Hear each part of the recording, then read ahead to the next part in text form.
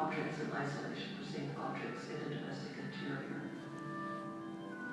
You walk in, and you have the sense that you're seeing the house as Frick left it when he died.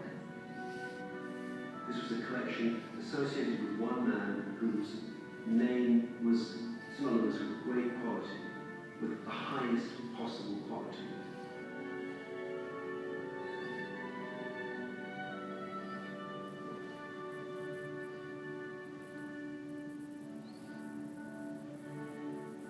Henry Clay Frick was the grandson of a whiskey distiller. He had very little formal education, but from early on had a talent for figures. He started life as a sort of high-level shop assistant, and he was also interested in works of art. And he was a sickly child, so he was not robust physically, but he was very ambitious. He saw around him the potential to become involved with coke because the steel industry was just beginning to take off in Pittsburgh. By the time he was 30, he'd already become a millionaire. This enterprise proved so lucrative that he ultimately sold a good deal of it to Andrew Carnegie, and he became a partner in Carnegie Brothers.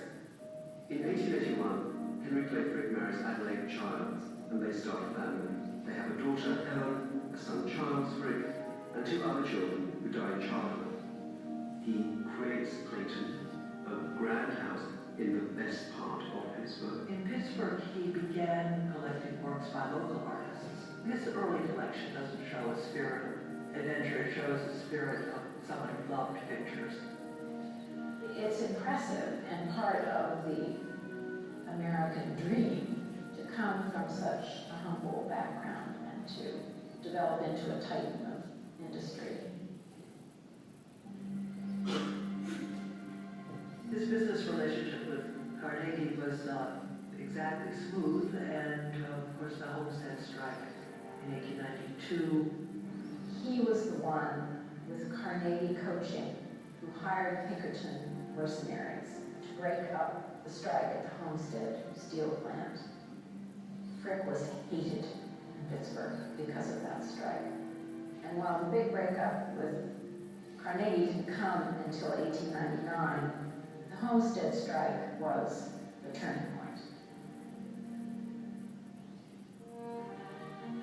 And I think that influenced his desire to leave Pittsburgh, to come to New York, to have a different life.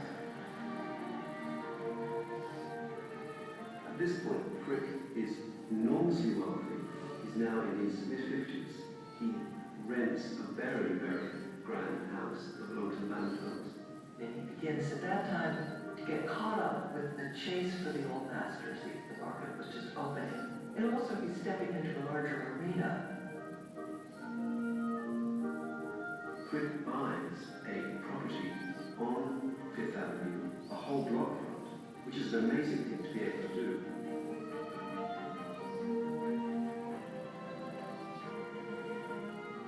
When Frick moved into his house, which was built between 1913 and 1914, he wanted the focus to be on the pictures, and that was something that he worked out very clearly with the interior designer that he chose, Sir Charles Allen.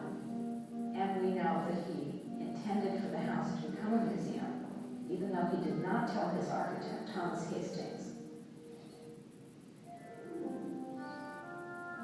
The popular press covered art collecting and art purchases much more avidly in the days of Henry Clay Frick than they do today. J.P. Morgan died in the spring of 1913. Morgan's son decided that he wanted to sell a large group of works, and they were put on exhibition at the Metropolitan Museum for about 2 years. Frick went shopping. And when he is told that the great Fragonard series can be acquired, he does not hesitate to enter into another year of disruption and upheaval to recreate a Fragonard room in what had previously been a drawing room. After the purchase of the Fragonard room panels, Henry Clay Frick selected the best of J. Pierpont Morgan's Renaissance bronzes, Chinese porcelains, and Limoges enamels. Because it wasn't enough simply to have a great collection of Western paintings, he began to buy outstanding furniture and decorative arts as well.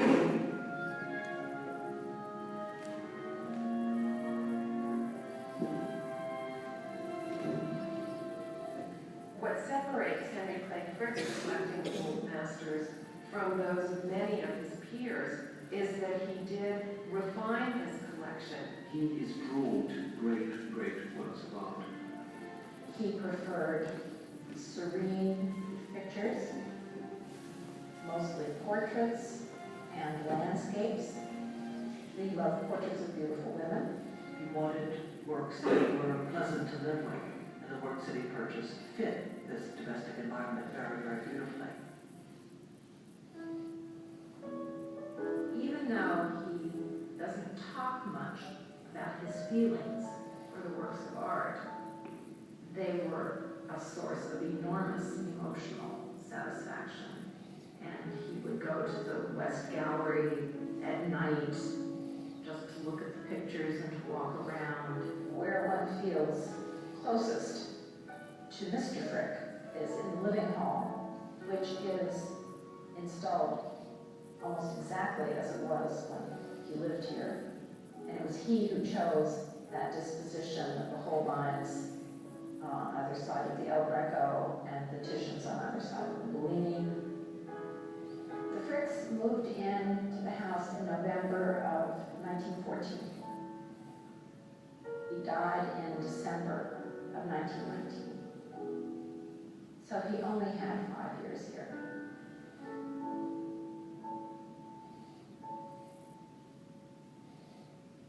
He stipulated in his will that the museum be created upon his death in 1919, but that his wife be able to live in the house until her death.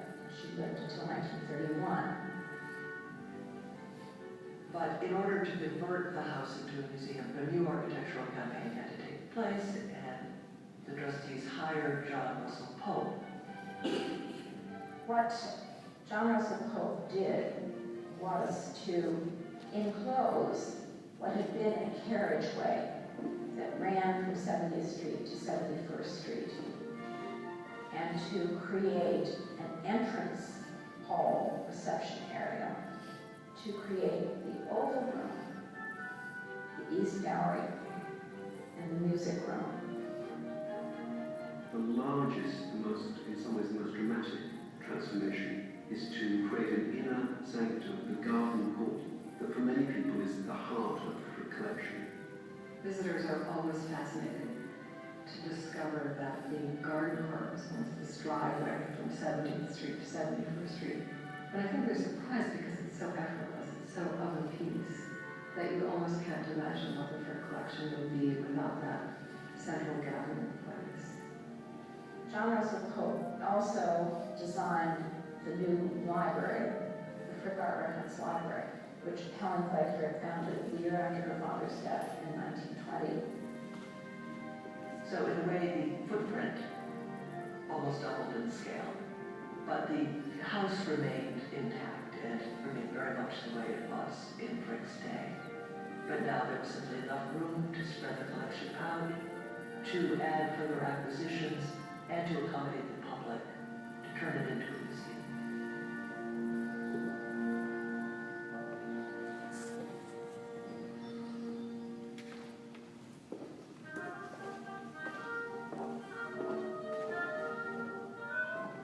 The New York Times and the other American Dream. American Dream, the titan of industry, painter of modern time, Adolf Benzer. They would go through a collection that was not organized.